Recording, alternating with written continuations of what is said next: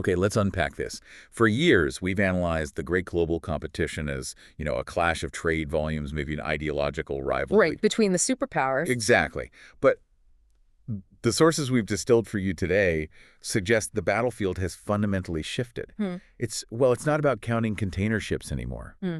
It's a desperate tactical struggle for control over the foundational resources and future technologies that underpin everything. Modern economic, military might, the whole lot. And what's fascinating here, I think, is how the rhetoric often clouds the reality. The competition, it's actually this complex, high-stakes three-way dynamic. Three-way. Yeah, you've got the U.S. with these aggressive, often sort of reactionary moves. Then China with its cold, very strategic counter moves really focused on materials. Yeah. And then suddenly this third player pops up, the European Union, stepping onto the stage with pretty controversial demand, really born out of fear of falling behind. So our mission here is to, cut through that noise, look past the public threats, and really try to identify where the true strategic power and dependence lie now. Who's actually pulling the levers, right? Right. We need to figure out who is truly controlling things in this new era. And we're doing that by focusing on the hard data, not just, diplomatic talking points. We're looking at immediate market reactions, analyzing these critical supply chain choke points. And dissecting the actual mechanisms behind these controversial diplomatic moves. Exactly. Understanding this evolving power shift is absolutely essential for you, the listener, to grasp where global stability might be heading and, crucially, where innovation and investment trends are likely to go over the next decade. So let's start where the political action seems loudest. Washington. The rhetoric from the U.S. has been pretty consistently aggressive. Yeah, definitely. More tariffs, tightening tech export restrictions, and then that dramatic, maybe slightly confusing declaration of a freeze on cooking oil imports from China. Right, the cooking oil. If you only read the headlines, it really sounds like an all-out aggressive escalation. But the immediate market signal, which, investors provide with their actual money, points to something else. Something that maybe reveals a bit of U.S. strategic weakness. How so? Well, we saw this perfectly illustrated when the political noise just sort of subsided. Specifically, remember when that highly aggressive voice in the U.S. administration confirmed they would not contact the Chinese president? Yeah. The Dow Jones Index, which had been sliding because of all the uncertainty, it actually turned green almost immediately. Yeah. That is profound. It suggests Washington's primary geopolitical export right now is instability. Exactly. Investors crave certainty, above almost everything else. So when Washington gets most vocal and hostile about trade, it seems to be self-undermining. Because it creates uncertainty. Right. It generates market uncertainty, forcing capital to flee to safety. And the fact that the U.S., after making these big, aggressive declarations, often pivots back to seeking peace talks or some diplomatic formula, well, that's interpreted by Beijing and, frankly, by global markets as a subtle but pretty clear sign of strategic inconsistency. China has coldly identified this inconsistency as, an exploitable weakness. Okay, so if that's the reality of the U.S. negotiating position, sort of reactive noise, China seems to have figured out where the U.S. Achilles heel truly lies. Yeah. And it's much more foundational than just tariffs. It's materials. That's the core of the shift, I think.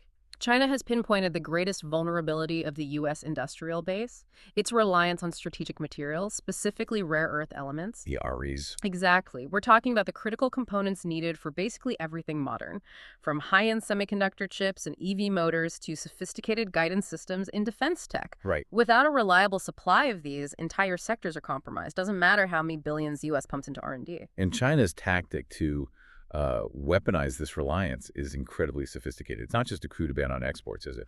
No, not at all. It's much more subtle. They're expanding export regulations that now require an export license even for foreign products. Foreign products? Yes, if they contain as little as 0.1% of Chinese materials. 0.1%. That's tiny. It is. And think about what that means. This is a major geopolitical strategy disguised as just some technical licensing requirement. To comply with this 0.1% rule, foreign companies are essentially forced to reveal their entire upstream supply chain. Wow. So it's like mandatory transparency. It basically transforms supply chain due diligence into a mandatory geopolitical audit. If a multinational relies on just that tiny sliver of Chinese material and refuses to comply with China's rules or licenses, boom, their entire global supply can be cut off. Putting them completely out of compliance with, say, defense contracts or tech deals. Instantly. And we can see that pressure gauge actually being turned, right? Not just threatened. The sources confirm a specific data point here. Chinese rare earth exports dropped drastically. In September 2025, those exports fell 31% month on month, only 4,000 tons. Which was the lowest volume recorded since February of that year.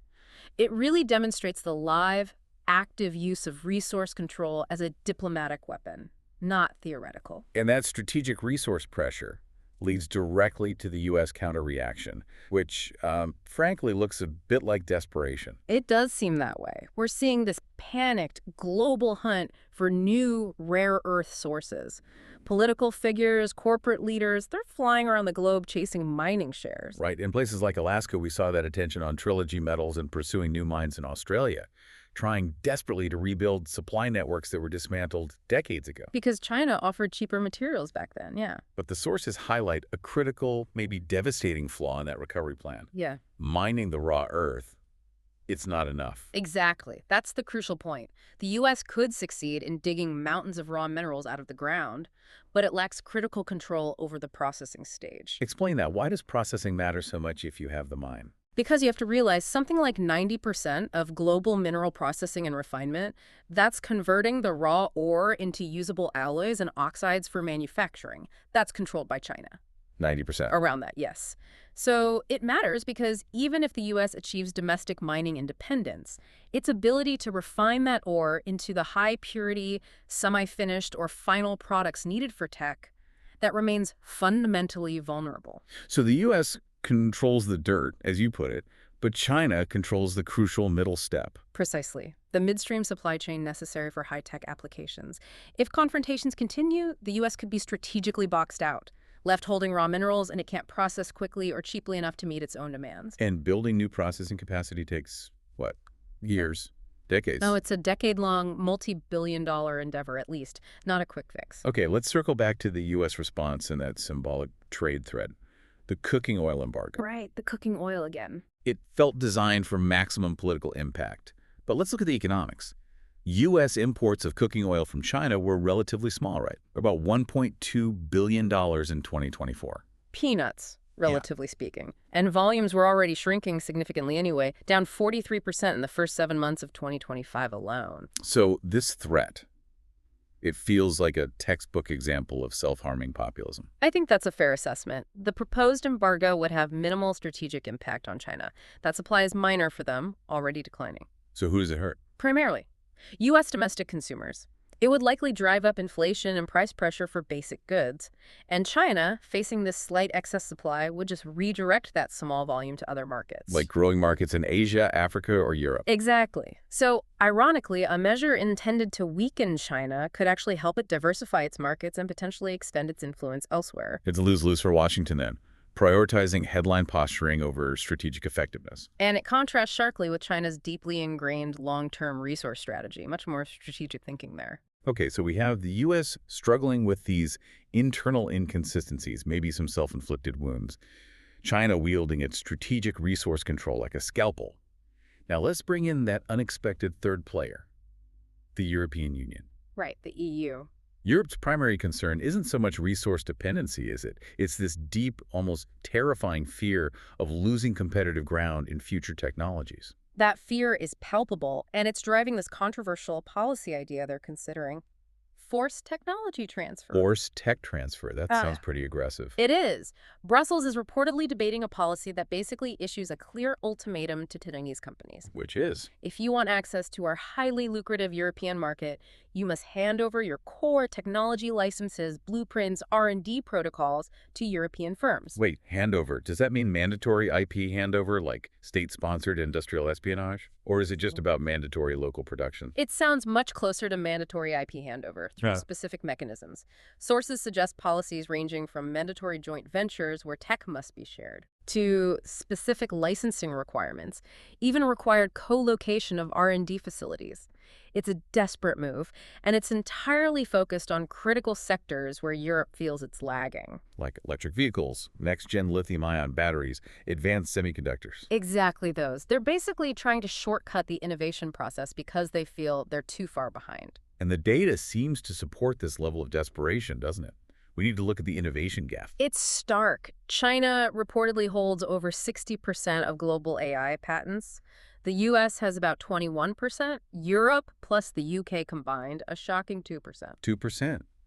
Wow, so Europe is trying to force this technological sharing, claiming it adds value, creates jobs locally, but it really looks like they're trying to steal the blueprint because they can't build the workshop fast enough. It is an incredibly high-risk path, though. Extremely high Quite risk. high risk.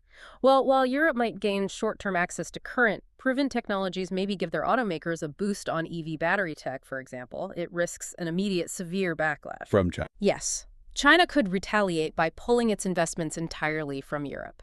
What would that actually look like? It could mean China halting investments in, say, advanced German auto manufacturing or crucial battery production partnerships that are popping up across the continent. This would leave the European market stagnant, Reducing competition. severely restricting competition, yes. And critically, Europe would lose the opportunity to integrate into the next generations of innovation coming out of China.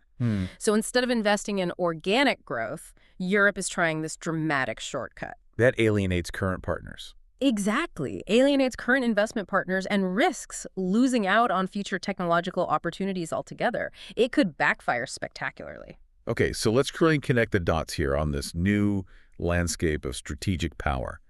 What are the core findings? The core findings from the material are pretty stark, I think. You've got the U.S. sort of burdened by its own reactive rhetoric, which frequently unsettles its own markets and undermines its global standing. Right.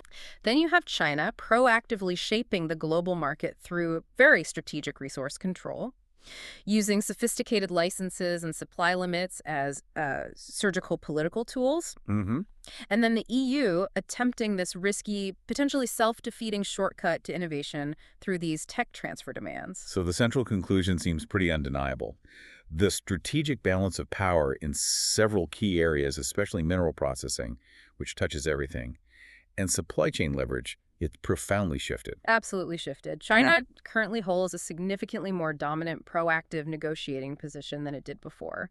The conflict, it's no longer just a simple trade war. It's moved beyond that. Way beyond. It's a detailed, intricate battle over resource control and, increasingly, future technology blueprints. The focus has moved from who sells the most finished goods. To who controls the essential ingredients needed to make any finished goods. Precisely. That's the new battleground. So what does this all mean for you, the listener, and the future of technology? We have the U.S. unable to control mineral processing, banking on, mining shares in Alaska. We have the EU willing to demand technology instead of maybe creating it organically. Yeah. Has the global competition moved permanently away from that pursuit of pure innovation and more towards the sheer control of physical materials and guaranteed market access? What does this really mean for the stability and advancement of technology over the next decade? It's a big question, and maybe something to reflect on is this. Which strategic lever China's rare earth control, Europe's guaranteed market access demand, or the U.S.'s threatened but often kind of hollow economic embargoes, which one ultimately proves the most powerful? Which one defines who wins this next era of global strategic competition? Exactly. It's a powerful shift underway, and it really demands close attention from all of us.